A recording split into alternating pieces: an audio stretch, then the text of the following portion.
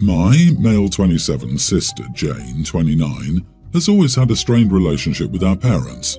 The conflict that led them not speaking to each other for a long time was because they told her ex-fiance about a pre-existing medical condition she had. This ruined the relationship and Jane went low to no contact. I believe the dude deserved to know what he was getting into and it was wrong of her to hide it for so long, so parents had to take action. Later, she met her now husband and their wedding took place 2 weeks ago. The problem was that she didn't invite our parents, although she reconciled with them, but she said it was her wish. Our parents reacted negatively, and there was so much arguing to the point where Jane told them to drop it or she'd cut them off. This upset our parents and other relatives, but none of them wanted to tell them where the wedding was except me.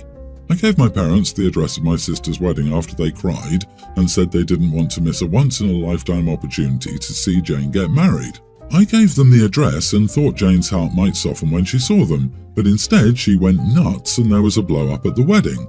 Although our parents were nice, they were still kicked out of the place. Later, Jane chewed me out for what I did and claimed I ruined her wedding. Her new husband told me to leave, which I thought was an overreaction because our parents mainly cared enough to come and didn't want to miss the chance. Since then, Jane hasn't been answering my calls and her new husband keeps saying that I messed up and potentially ruined our relationship. So, am I the idiot? What part of she doesn't want them there did you not get? Of course you're the idiot. How could you write all that out and think you might not be? You disrespected her wishes on one of the most important days of her life and brought drama and emotional pain to one of the most important days of her life, all because you decided your opinions and your parents' feelings were more important than hers. Don't be surprised that she's no contact with you and your parents after this stunt. Yeah, I wouldn't be surprised if your sister cut you out of her life. She certainly can't trust you. You went behind her back and told them the address and then tried to make her out to be a monster when people that she explicitly did not want at her wedding showed up. Gaslighting your sister makes you the idiot, and all of this makes you the idiot. But his mommy cried, so of course he had to put his mommy's feelings before his sister's wishes. OP is the idiot, and so are his parents. Poor Jane. How on earth you could arrive at anything but you are the idiot is beyond me. They told her ex-fiance about a pre-existing medical condition she had. They already ruined one relationship. What on earth led you to believe they wouldn't do the same crap again, but at a wedding this time? Good job ruining your relationship with your sis, OP. Jane hasn't been answering my calls and her new husband keeps saying I messed up. Gee, I wonder why. Maybe because you were completely in the wrong. Your parents shared her medical info, and now you shared an address to a party they weren't welcome at. No wonder your sister doesn't want to talk to any of you. It's a whole gaggle of idiots. My sister has feelings. I don't think she actually has them though. I'm going to prove her wrong by putting her in a situation I know she'll hate, just to see if she has the feelings she claims to have. Excuse me? LOL. Jesus, you are 27 years old. Grow up and realize that life is not a Disney movie where people magically are happy and all is good. That's not how reality works. I've been seeing my fiancé for 4 years now, and I came into the relationship with 2 boys. My boys are now tween and pre-tween. Once a year, the boys and I go to my family's vacation home with the entire family, and up until this year, my fiancé didn't attend. But now that we're engaged and merging families, the family asked that he come too. They all get along great with him anyways. I explained to him before we went to our family retreat that my kids don't have any bedtime during our week's stay with the family. We do a lot of night activities such as night swimming in the pool, karaoke, fires, nightly strolls through the neighborhood, etc, etc. So during this week my kids absolutely do not have a bedtime and this is how it's always been. I made it clear that bedtime was not to be enforced like it was at home because this is vacation and time with family, and I'm not making my kids miss out on the nightly activities. I also explained that due to this, some nights they're up until easily 11 or midnight. It's once a year, it's no big deal. So he was fully aware, and please note that this is the only time I've seen this side of him that I will mention below. We get here the first night, and you can tell he's already uncomfortable with the boys staying up past their bedtime. He was stressing out because the boys were still in the pool at 10 PM and he felt like they should be in bed already. I reminded him at least twice that we were not enforcing a bedtime here, and he let it go the first night. The second night, 9 PM rolls around and the boys were still up, and my fiancé was dropping comments like, "You're lucky you're even still awake right now, you should be in bed," saying it right in front of my mom, who looked mortified that he had such an attitude. I told him to cut the damn crap in private. He tells me he thinks it's messed up and that it's going to be terrible trying to get them back on their schedule. Never been an issue in the years prior. I stood firm and told him to knock it off and let it go. But then last night, my fiancé started angrily sighing every single time he looked at my kids still awake, and I finally pulled him aside and told him he was a damn embarrassment because he kept saying those comments in front of my family, which led to awkward silences and judgmental glances my way. I warned him prior to coming here that if he had an issue that he couldn't control for a week, then he needed to leave because he was ruining our trip with his passive-aggressive BS surrounding a bedtime. He told me I'm an idiot for making him feel like garbage over wanting to keep the kids on a schedule because it's best for them. Am I the idiot? Not the idiot. Is this the first time the power dynamic has completely shifted to you? You're in your home court now. It's your rules, your dynamic, your family. You have all the power here. Now, for most people, this isn't an issue at all. It's barely notable or noticeable. But this guy clearly simply can't handle the fact that he's not in charge here. It's eating at him to the point of irritability. I'm sorry, but this is him showing you who he really is. Reflect on this. Where else have you clearly seen his control issues but you dismissed them? They're there, all around you. I think the biggest concern here is the remarks to the children. The way he was undermining you to them and being passive-aggressive with them probably made them really uncomfortable. I think you should check in with them about how they feel about him and really listen to them. This may not be the first time he's tried to exert control with them behind your back. Yep, the mask is slipping. This is a critical point. OP says she's never seen this side of him before. She probably has, but she just didn't recognize it for what it was at the time. She needs to do a serious review of their time together and see how many times she's given in or gone along with his wishes to keep the peace. Because once the ring is on her finger, all bets will be off. Seen this story one too many times, unfortunately. Update. Thank you all. However, I've noticed a lot of conflicting opinions on his parenting versus mine in the past, such as he pushes modesty to the highest degree possible and had issues with me walking around in a sports bra, or the fact that he feels the boys should have to ask permission to eat the snacks that I purchase for them. I don't agree with that either, and there really was no compromise made there because he absolutely hates that the boys have an open door policy on my fridge. He also hates that I allow them to have drinks right before bed because then they're up using the bathroom. So now that I mention it, there have been a lot of issues that I've overlooked in the past and turned a blind eye to. But usually, he does pull me aside and bring up the issues in private, whereas while we've been here, he's just pushing his passive aggressiveness off in public, like he should be the decision maker. This past weekend, my wife, 41, and I, 42 male, attended one of my friend's parties that I was invited to. For context, my friend, 42 male, and his girlfriend, 48, and their two friends, also mid-40s male and female, were hosting this party, the four of them together. A few weeks ago, when I received the invitation, I realized that it said on it something along the lines of, "Please be prepared to purchase your drinks." I didn't think much of it at the time, considering I just thought they were hiring a bartender or something. But fast forward to the day of the party. I arrive with my wife, and it's my friend and his girlfriend standing behind their kitchen counter that they were using as their bar, making and charging the guests for drinks. Now, I was confused for a few reasons. One, this party was held at my friend's house. It's not like this was an event space or something where this would be normal, in my opinion. Two, there was no bartender that they hired or anything like that. It was literally two of the four of them standing in the kitchen at a time, making drinks for people and then charging them accordingly. Drinks were all under $10. I don't know if this is a common thing, but I have never in my 42 years of living been to a party at a friend's house where the hosts charge you for drinks.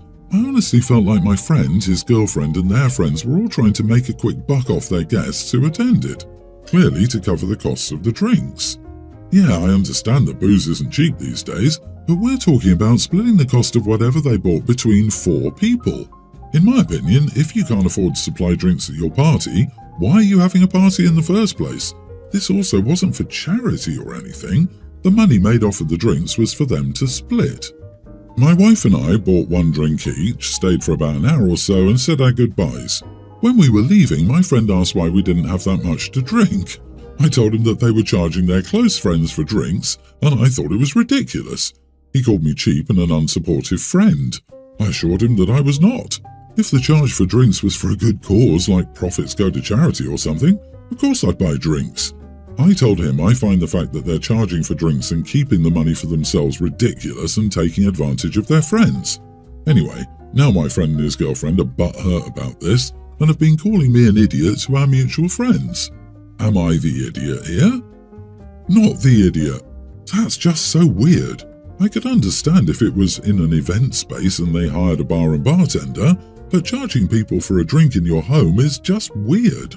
I would have left too, but I wouldn't have bothered to explain my exit. Pointless arguing with a person who would do that in the first place. Tacky is the right word. I usually err on the side of over-ordering food and drinks for people when they come over, so this is just unheard of for me. At a college house party, sure. Here? No. I wouldn't have had one drink. Cash bar in a private home is crazy. And these people are in their 40s. I cannot get over this. Was there a tip jar? LOL. Hey, perhaps they were upset because you left before they introduced the multi-level marketing business they were starting. They were more than covering costs. $10 per drink sounds like bar prices. They would have been making between a 250 and 500% markup depending on how generous the amount in each drink was. That's not covering costs, that's running a bar as a side business without having a license. OP? Lose such friends. My, female 24, fiance, male 24, has had a complicated life. His dad abandoned him before he was born, and his mother was a single mother for some years until she met her husband, and they had 2 kids together. From what my fiance told me, his mother was lovely, but his stepdad was a total idiot. Once he had his own kids, he let my fiance know that he was worthless compared to his own kids. I'm afraid I have to disagree about his mother being nice, because she enabled this behavior from her husband to her own kid. But I wasn't there, so I can't know for sure. My fiancé likes gaming and anime. He has since he was a kid, however he was shamed by his stepfather because of it.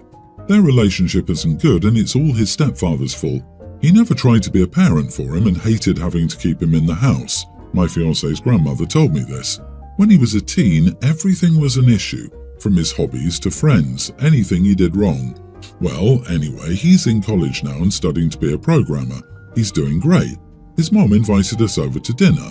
We drove there and luckily we didn't have to put up with his stepfather for too long because he wasn't home when we got there.